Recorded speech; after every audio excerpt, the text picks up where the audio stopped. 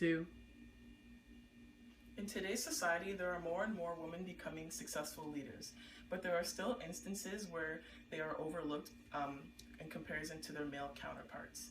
And I mean, a part of that is due to, some women are a bit more timid and a bit more shy, and that kind of does influence how they perform in terms of leadership. But I think if women can start to work on that part of themselves, I think that they are just as capable as males in being successful leaders.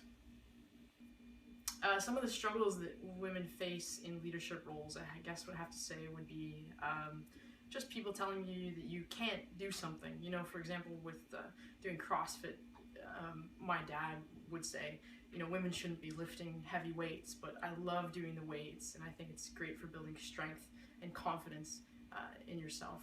In terms of soccer, again, it would just be access to resources, funding, things like that women just don't get as much as men, as well as media coverage.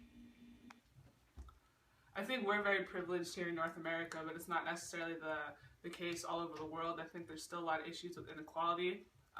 Women's opinions aren't as respected elsewhere in the world. Men don't necessarily take our advice, our opinions to the same effect as other men. So it's tough for women in position of power other places that don't get the respect that we have as women here. So I definitely think that's a huge issue other places.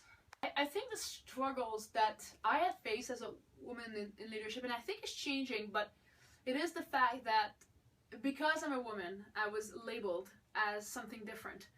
Because I was a woman, I was labeled as a woman's coach or a female coach. And while I am those things, it seemed that it became as a limitation. So therefore, perhaps, for example, some of my publications or writings, some perhaps guys would not be interested because I'm a woman. That's just very sad. And if they aren't, that's okay. There's nothing against it. But it shouldn't be, we shouldn't label each other in those categories. And so, again, we should just be able to say, is that person exhibiting good leadership? And if yes, is that person successful? If yes, what can we do to learn from them? And I did that because I started to, at the beginning of my career, do the same thing with, well, I want to be a good basketball coach, therefore I will only read about successful basketball coaches. And that limited me, and quite frankly, until I expanded my horizon and started to read about successful military officers, successful doctors, successful businessmen and women, successful even actors, and the story of successful athletes, and all kinds of different ways and schemes of life, I started to really expand my knowledge of leadership, and I think I became better in that sense.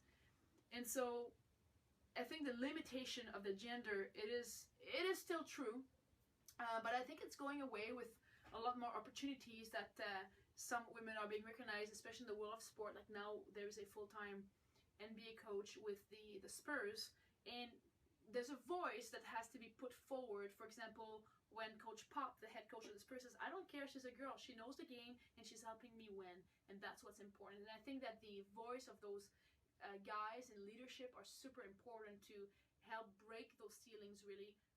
And I think that, the challenges in life have been for me to be counted on and given an opportunity by these guys in leadership that says, hey, wait, Chantal's pretty good, let's give her a position even at the University of Windsor.